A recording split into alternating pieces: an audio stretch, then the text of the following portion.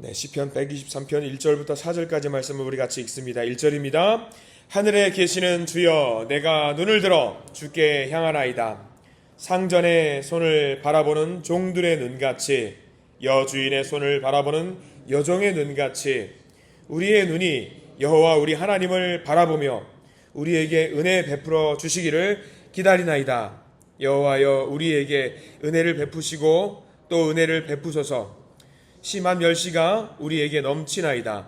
안일한 자의 조소와 교만한 자의 멸시가 우리 영혼에 넘치나이다. 아멘. 오늘 이 말씀 가운데 하나님의 은혜가 있기를 간절히 기도하고 소망합니다. 우리 먼저 기도하는 마음으로 고백합니다. 하나님의 은혜가 지금 저에게 임하기를 기도합니다. 우리 옆 사람 축복하면서 하나님의 은혜가 지금 여러분에게 임하기를 기도합니다. 아멘. 하나님의 복된 은혜가 넘치는 그런 날, 토요일 날 되기를 간절히 기도하고 소망합니다. 시편 123편 말씀 우리가 찬송에서도 불렀어 알겠지만 눈을 들어 산을 보니라는 찬양을 불렀죠. 오늘 그 내용입니다. 눈을 들어 산을 보니, 눈을 들어 하나님을 바라보니, 그런 내용이 담겨 있어요. 계속해서 우리가 순례자의 노래를 보고 있습니다만 시편을 보면서 잊지 말아야 될 것 기억하십시오. 이 시편의 노래는요, 순례자의 노래는 우리의 노래라는 것, 나의 노래라는 것을 여러분들이 잊지 말았으면 좋겠습니다. 우리가 한 걸음 한 걸음 걸어가면서 하나님께 향해 걸어가고 있어요. 그러면서도 우리가 언젠가는 하나님 앞에 분명히 서게 될 텐데 그 한 걸음 한 걸음 걸어가면서 내가 하나님 앞에 어떤 마음으로 나가야 될 것인가, 그것들이 기록이 되어 있는 말씀입니다. 특별히 시편 123편을 우리가 묵상해 보면은요, 우리가 100% 어떤 상황인지 전부 다 이해할 수는 없지만 대충 어떤 상황인지 짐작은 할 수 있다라는 것을 알게 됩니다. 그 상황이 어떤 상황이냐? 3절 4절 말씀 보면 그렇게 나와 있어요. 3절에 여호와 우리에게 은혜를 베푸시고 또 은혜를 베푸셔서, 왜 은혜를 베풀어 주셔야 되는지 보면 나와 있죠. 심한 멸시가 우리에게 넘친다라고 나와 있어요. 상황을 알게 되는 거예요. 이 상황, 이 시편 123편에 쓴 상황, 이 저자가 썼던 이 상황을 알게 되는데 심한 멸시가 우리에게 넘친다라는 이야기를 하고 있어요. 또 4절 말씀에 이렇게 나와 있죠. 안일한 자의 조소, 비웃는 겁니다. 누군가 자기들을 비웃고 있어요. 비웃는 상황이죠. 또 교만한 자의 멸시, 어떤 사람들이 멸시를 하고 있는데 그 상황이 우리 영혼에 넘친다라는 이야기를 하고 있습니다. 그러니까 순례의 길을 가고 있어요. 하나님 앞에 한 걸음 한 걸음 걸어가고 있는데 이 길 끝에서 우리가 분명히 하나님을 만날 수 있어요. 그런데 이 순례의 길이 단순하게 그냥 한 걸음씩 걸어가면서 은혜 가운데 있는 걸음이겠지만 그 걸음걸음이 뭐냐? 굉장히 심한 고통이 있다라는 것입니다. 심한 멸시가 있고요, 비웃는 소리도 있고요, 그런 가운데 고통이 넘치고 있다라는 거지요. 상황을 모두 다 알 수는 없지만 하나님을 향해 걸어가는 순례의 길에는요, 은혜도 있겠지만 반드시 고통과 아픔도 있다라는 사실, 우리가 이것을 인정해야 됩니다. 우리가 늘 행복하고 기쁜 일만 기도하고 있잖아요. 근데 그런 것들만 있으면 얼마나 좋겠습니까? 우리가 늘 평화와 안녕과 안락함을 원하고 있고요, 형통의 대로를 원하면서 하나님 앞에 기도하고 있어요. 근데 늘 그렇게만 되면 얼마나 좋겠습니까? 시편 123편은요, 은혜 가운데에서도 하나님 주시는 행복과 기쁨이 있지만 그 가운데서도 무엇이 반드시 있다? 고통과 아픔이 있다라는 것을 우리에게 이야기하고 있습니다.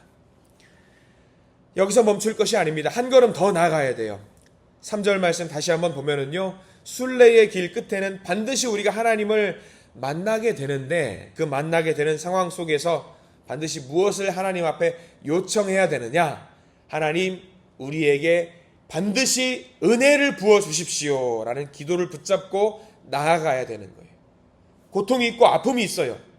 근데 그 상황 속에서 우리가 하나님께 뭘 원해야 되느냐? 은혜를 요청해야 된다는 거죠. 3절 말씀 다시 한번 같이 한번 읽어볼까요? 3절입니다.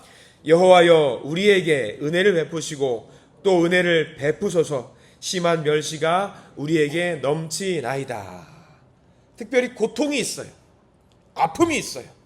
근데 그 상황 속에서 하나님이 당연히 은혜를 부어주시겠지만 넘치도록 은혜를 부어주시겠지만 가만히 우리가 하나님 앞에서 은혜 줄 것을 기대하고 가만히 있어서는 될 것이 아니라 하나님 반드시 이러한 어려운 상황 속에서 요청합니다. 이 상황을 이겨낼 수 있는 은혜를 부어주십시오라고 하나님께 은혜를 요청해야 된다는 것을 우리에게 이야기하고 있는 거예요. 하나님은 반드시 우리에게 은혜를 부어주십니다. 시시각각 은혜를 부어주시는데 마치 수금하는 것처럼 가만히 있으면서 당연히 우리에게 은혜를 주실 것만 기대할 것이 아니라 이 상황에 맞는 은혜를 또 더하여서 부어주십시오라고 하나님께 기도를 해야 된다라는 것을 이야기하고 있어요. 여러분들 이런 상황 생각하면 될 것 같습니다. 우리에게 삶에서 두 가지 은혜를 주셔요. 두 가지 은혜. 뭐냐면 첫 번째는 이런 은혜일 겁니다. 출애굽했던 이스라엘 백성들이 막 걸어가요. 하나님이 주신 그 가나안 땅을, 약속의 땅을 향해서 걸어갑니다. 홍해바다 앞에 멈췄어요. 어찌할 바를 몰라요. 근데 홍해바다를 누가 갈라주셨냐면 그 이스라엘 백성들이 요청해서 주신 것이 아니라 하나님께서 사랑하셔서 그 홍해바다를 갈라주셨어요. 그들이 기도를 하건 말건 상관없이 하나님이 홍해바다를 갈라주셨어요. 이스라엘 백성들은 그걸 보면서 놀라요. 와, 깜짝 놀라요. 하나님이 은혜를 부어주시는구나. 아무것도 한 것이 없어도 하나님이 은혜를 부어주셔서 홍해바다를 갈라주셔요. 자기들의 의도와 상관없이 부어주셔요. 늘상 부어주셔요. 광야를 걸어갑니다. 먹을 것이 없어요. 하나님께서 뭘 주셨냐면 만나를 주셨어요.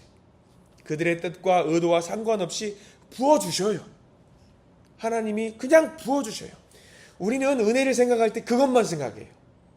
우리의 뜻과 우리의 의도와 상관없이 막 부어주신 그 은혜만 생각합니다.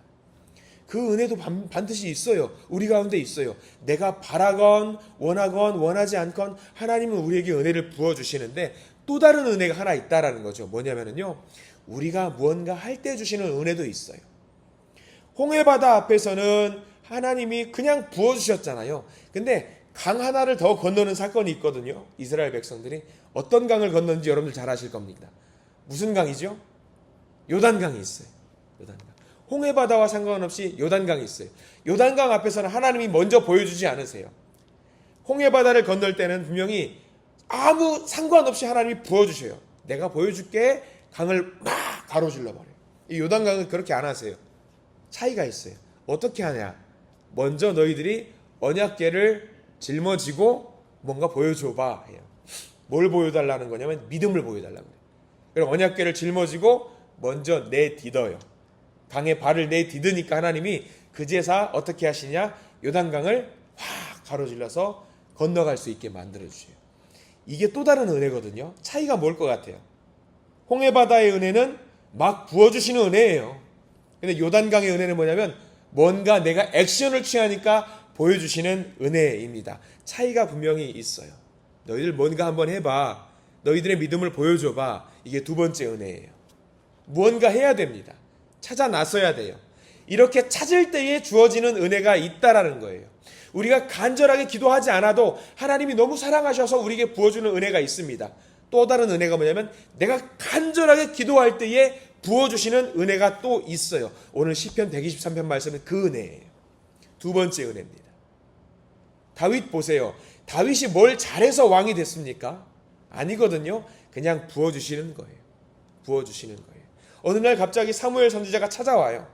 그리고 다윗을 보고 기름을 부으시면서 이스라엘의 왕으로 하나님이 세우셨다라고 해요. 아무것도 안 했어요. 아무것도 안 했어요. 근데 왕으로 세워주셨어요. 조건 없이 은혜를 부어주셨죠. 근데 그렇게 세움을 받고 나서 그 다음부터 뭐가 있었는지 아세요? 그때부터 엄청난 시련이 찾아와요. 왕으로 세움받았다고 기름 부음 받고 나서 그때부터 사울로부터 쫓기고요. 막 목숨을 건 위협 속에서 살아가게 됩니다. 근데 그럴 때 변하지 않고 배신하지 않고 하나님 앞에 기도해요. 나 하나님의 사람이에요. 하나님 지켜주세요.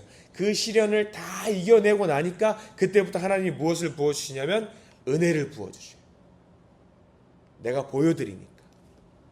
그게 마치 시편 123편 저자는 무엇으로 생각했냐면 순례의 길로 생각했어요. 하나님 바라보면서 한 걸음 한 걸음 걸어가는 그 길로 생각했어요.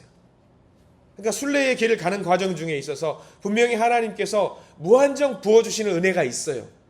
요청하지 않아도 주는 은혜가 있어요. 근데 그 과정 가운데 무엇이 있냐면 고통이 있고 조소가 있고 비웃는 게 있고 시련이 있어요. 근데 그것들을 극복하면서 하나님 앞에 나아갔을 때에, 기도하면서 나아갔을 때에 하나님이 그때 주시는 은혜도 있다라고 하는 거예요.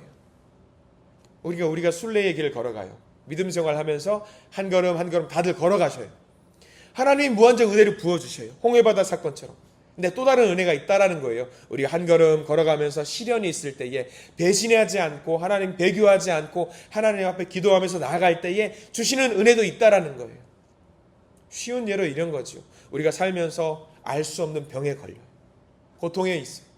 근데 늘상 우리에게 부어주시는 그 사랑의 은혜를 알지만 이 시련이 있을 때에, 병이 있을 때에, 이 병을 극복하면서 하나님 앞에 나아갈 때에, 이 과정을 넘어갈 때에 하나님 주시는 은혜가 반드시 있다라고 하는 거죠. 그러면 우리가 뭘 해야 되겠습니까? 이런 아픔 속에서 하나님 제가 무엇을 해야 되겠습니까? 그 대답이 1절 말씀에 나와 있어요. 1절 말씀 여러분들 잘 보셔요. 힌트가 있거든요. 1절 말씀 우리가 무엇을 해야 되는지 한번 보시기 바랍니다. 1절 같이 한번 읽어볼까요? 시작.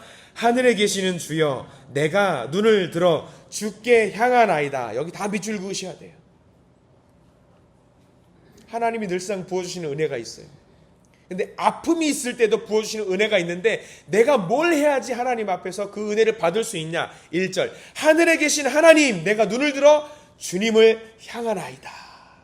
뭘 해야 되는 거겠어요? 하나님을 바라봐야 된다는 거예요. 하나님 바라봐야 되는 거예요. 고통을 바라보는 것도 아니에요. 아픔을 바라보는 것도 아니에요. 멸시와 천대와 조소와 비웃음을 바라보는 것도 아니에요. 세상적인 도움을 바라보는 것도 아니에요. 시편의 저자는 지금 뭘 말하냐면 하늘 바라보래요. 하나님 바라보래요. 하늘에 누가 있는데요? 하나님이 계시니까. 우리의 시선이 어디에 고정되어 있어야 되는지 알려주는 거예요. 우리의 시선이 뭘 바라봐야 되는지. 이거 굉장히 중요한 겁니다. 예전에 재밌게 봤던 영화가 한 편 있어요. 여러분들 혹시 보신 분들도 계실지 모르겠습니다. 송강호 씨가 주연을 했던 영화 중에 관상이라는 영화가 있어요. 예, 보신 분들도 계실 겁니다. 송강호 씨가 이제 그 조선시대 관상가예요. 사람의 얼굴을 보고 그 사람의 운명까지도 예언을 하고 예견을 할 수 있는 영화죠. 재밌게 봤어요. 영화의 말미에 다 끝나고 나서 모든 상황이 다 정리되고 나서 이제 세상과 단절된 삶을 사는 송강호 씨가 마지막에 나오거든요. 한적한 바닷가에서 삽니다. 바다를 바라봐요. 어제 잠깐 여기 일산 해수욕장 앞에 갈리는데 파도가 엄청 치더라고요. 딱 그 장면이 떠오르는 거예요. 송강호 씨가 이제 그 파도가 막 치는 바다를 바라보는 거죠. 한 사람이 찾아와요. 송강호 씨를. 관상가니까. 걸어보면서 막 그 사람을 비웃기도 하고 당신은 관상 가면서 당신 얼굴은 바라보지 못하면서 이렇게 어렵게 살고 있느냐라고 비웃으면서 이야기하죠. 그러면서 내 얼굴을 바라보시오. 내 운명이 어떻게 될 것 같소? 라고 이야기하면서 뭐라고 막 이야기를 해요. 그러면서 영화의 마지막 송강호 씨가 그런 말을 하더라고요. 뭐냐면 나는 사람들의 얼굴을 보면서 그들의 운명을 알게 되었습니다. 그런데 그들의 얼굴은 바라보면서 시대의 흐름은 내가 바라보지 못했습니다. 라고 이야기를 하더라고요.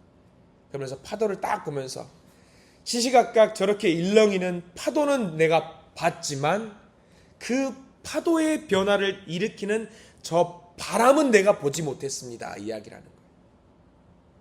이게 무슨 말이냐? 사람이 어떻게 될지는 봤지만 그 사람을 조종하고 있는, 움직이고 있는, 역사하고 있는 흐름은 못 봤다라는 거예요. 내가 봐야 될 것을 봐야 되는데, 큰 것을 봐야 되는데 그것을 보지 못하고 이 작은 것만 바라보면서 일희일비하면서 살았다라는 것을 이야기하더라고요. 그거예요. 오늘 시편 123편 말씀 그거예요. 고통을 바라볼 수 있어요. 사람들이 비웃는 것도 바라볼 수 있어요. 멸시와 천대도 볼 수 있습니다. 근데 우리가 믿는 사람으로서 그것만 봐서는 되는 것이 아니라 그 상황을 만들고 조종하시는, 역사하시는, 섭리하시는 하나님을 바라봐야 된다는 것을 말하고 있는 거예요. 거기에 시선이 고정되어 있어야 돼요. 거기에. 우리가 무작정 주시는 하나님의 은혜야 받아볼 수 있어요. 그거는 다 받아볼 수 있는 거예요. 근데 아픔 속에서도 주시는 그 은혜가 있는데 그 은혜를 바라보기 위해서 우리가 무엇을 바라봐야 되느냐? 아픔을 바라보지 말고 이 1절의 말씀은요. 하나님 바라보라는 거예요. 큰 하나님 바라보라. 그 하나님 바라봤을 때에 분명히 우리에게 부어주시는 은혜가 있으니까 그것 바라보라. 그 이야기를 하고 있는 거예요. 아, 그럼 목사님 그거 바라보기만 하면 되는 거예요? 그냥 바라봐서는 안 되지요. 2절 말씀 보세요. 2절 어떻게 바라봐야 되는지도 알려주고 있어요. 2절 말씀 같이 읽어봅니다. 시작. 상전의 손을 바라보는 종들의 눈같이 여주인의 손을 바라보는 여종의 눈같이 우리의 눈이 여호와 우리 하나님을 바라보며 우리에게 은혜 베풀어 주시기를 기다리나이다. 여기 힌트가 굉장히 많이 나와 있죠. 여러분들 아실 겁니다. 2절 무슨 말씀이에요? 간절한 마음으로 바라보는 거예요. 그냥 쳐다보는 거야 누구나 할 수 있지요. 내가 사랑하는 여인이 있어요. 저 사랑하는 여인을 위해서 사랑을 독차지하고 싶어요. 가만히 쳐다보고 있으면 그 사랑이 얻어져요? 안 얻어지죠. 어떻게 해야 돼요? 간절한 마음으로 봐야죠. 간절한 마음으로. 2절 말씀 상전의 손을 바라보는 종들. 상전의 주인의 손만 바라보는 거예요. 주인의 손이 어떻게 할지 바라보는 거예요. 여주인의 손을 바라봐야 돼요. 왜? 여주인이 어떻게 할지 그 손이 움직이기 때문에. 여러분들 하나님의 은혜 구할 때, 여러분들 기도하실 때, 우리 주여 외치고 기도하자고 할 때 여러분들 그냥 아무 맹탕으로 힘없이 주여 그렇게 기도하셔요? 그러면 하나님이 주시려고 했다가도 뭐야 간절함이 없잖아. 아이 너 됐어. 너 안 줄 거야. 그런다라는 거예요. 2절 말씀은 어떻게 어떤 표정으로 그냥 힘없이 맹아리 없이 하나님 쳐다보는 거 아니에요. 간절한 모습으로 바라봐야 된다라는 거예요. 하나님 당연히 은혜 주시겠지만 당연히 받을 겁니다. 근데 2절은요. 어떻게 바라보라? 간절히 바라보라. 종들의 눈이 어때요? 간절한 눈으로 저거 진짜 원하는데 저거 진짜 원하는데 간절한 모습으로 바라라는 거죠. 우리 성경 구약 성경에 여러분 에스더 왕비 이야기 하실 겁니다. 죽으면 죽으리이다. 그리고 모르드게 자기 삼촌한테 이야기하죠. 나 내일 왕한테 나갈 텐데 왕이 만약에 지팡이를 나를 향해서 뻗어주지 않으면은 나는 죽어요, 삼촌. 근데 내가 죽을 각오를 하고 나가겠습니다. 그 왕비가 안 무서웠을 것 같아요, 여러분들. 단대한 마음으로 나아갔지만 하나님 그 왕이 만약에 지팡이 왕의 규라고 나와 있죠 성경에는 그 지팡이를 뻗어서 왕비를 가리키지 않으면은 그 왕비는 당장에 그 경호원들한테 죽임을 당하는 거예요. 그럼 어떤 마음으로 그 왕 앞에 나아갔겠습니까? 정말 간절한 모습으로 하나님 앞에 나아갔겠죠. 그 왕비도 왕궁에 살면서 왕이 주는 늘상의 은혜를 누리며 살아가요. 근데 지금 간절한 모습으로 제목이 있어요. 기도 제목이. 그 기도 제목 갖고 그 왕 앞에 나아갈 때 어떤 모습으로 나아갔겠어요? 목숨 거는 심정으로 나가지 않았겠습니까? 그거지요. 목숨을 건 간절함. 여러분들 아시지만 마태복음 15장에 보면은요. 귀신 들린 딸 둔 가나안 여인 이야기 나와요. 너무 유명한 이야기죠. 주님, 제 딸이 귀신 들렸습니다. 지금 제게 늘 은혜를 부어주시는 거 알지만 특별한 은혜를 원합니다. 근데 예수님이 그 딸의 그 여인의 간절한 호소를 들으시고 어떻게 하세요? 들은 척도 안 하세요. 고꾸라져가지고 예수님 앞에 무릎 꿇고 주님 제발 도와주십시오. 특별한 은혜를 부어주셔야 됩니다. 그제서 예수님이 말씀하시죠. 뭐라고 말씀하시죠? 야, 내가 자녀들의 떡을 취해서 그거 개들에게 주는 거는 이거 옳은 일 아니다. 개들에게 주는 거 옳은 일 아니기 때문에 나는 내가 줄 은혜를 내 백성에게만 줄 거야. 그러자 여인이 뭐라고 말하죠? 맞아요, 주님. 그 말이 맞아요. 근데 개들도 주인상에 떨어지는 부스러기 먹고 삽니다. 제가 개예요, 개. 저 개입니다. 근데 제가 그 개인데 떨어지는 그 부스러기 쪼가리 은혜라도 얻고 싶어요 라는 간절한 모습으로 나가니까 주님이 뭐라고 말씀하세요? 야, 내가 이스라엘에서 이런 믿음 못 봤다. 야, 이 여인은 이런 간절함이 있다. 가라. 너의 믿음대로 될 것이다 라고 이야기를 해주시지 않겠습니까? 오늘 123편 말씀이 우리 4절 짧은 말씀인데 우리가 하나님께 은혜를 구할 때 어떤 모습으로 구해야 되는지 요약해서 알려주고 있어요. 주인의 손을 바라보는 이 종들의 간절한 모습. 여주인의 손을 바라보는 이 여종의 눈처럼 완전히 고꾸라지고 낮아지고 엎드려지면서 주님 앞에 저 지금 주님 특별한 은혜를 원합니다. 부어주십시오라고 요청해야 되는 것을 알려주고 있어요. 자, 더 나아가야 돼요. 간절한 모습으로 주님을 바라봐야 되겠지요. 근데 언제까지 해야 되나? 2절 끝에 여러분들 반드시 밑줄을 그어야 되는데 2절 제일 뒤에 뭐라고 나와 있냐면 우리에게 은혜를 베풀어 주시기를 기다리나이다 나와 있어요. 기다리나이다. 줄 때까지, 주실 때까지. 이게 헬라어 원어로 보면은요, 그냥 기다린다고 나오는 것이 아니라 은혜를 베푸실 때까지 버틴다라고 나와요. 버틴다. 이 악물고 버틴다. 주실 때까지. 이 악물고 죽을 때까지 인내해서 버틸 때 그 은혜를 주신다라는 거예요. 이 은혜 안 주시면 저 죽어요. 버틴다. 이것을 깨닫고 하나님 앞에 나아갈 때에 하나님은 반드시 그 은혜를 부어주시는, 늘상 은혜를 부어주시는 것에 더해서 특별한 은혜를 부어주시는 분이라는 것을 여러분들 믿으시고 주님 앞에 달려드시기를 간절히 축원합니다. 우리 길을 가다가 고통 찾아오면 하나님은 은혜 반드시 주셔요. 반드시 주시는 분이에요.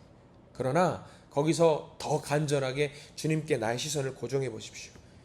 그러면 그 눈을 보고 가만히 외면하지 않으셔요. 더 주시는 분이라는 것을 여러분들 명심하시고 가시기를 간절히 축원합니다.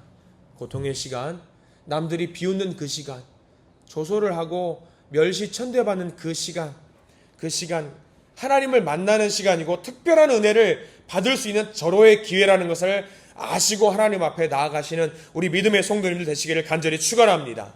오늘 그날 그 은혜를 누리는 복된 날이 될 줄 믿습니다.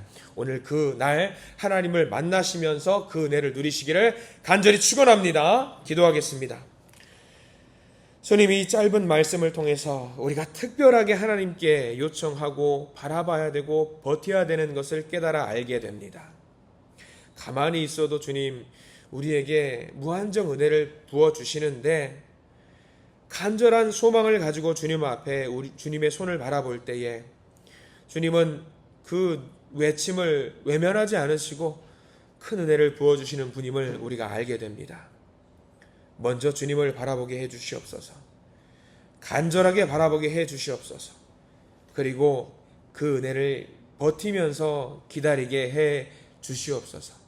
반드시 우리의 삶 속에 그 은혜를 부어주실 줄 믿고 나아가오니 주님, 우리 가운데 그 큰 은혜를 누리는 복된 자녀들이 우리가 되도록 주님 저희들 인도해 주시옵소서. 예수 그리스도 이름으로 간절히 기도드립니다. 아멘.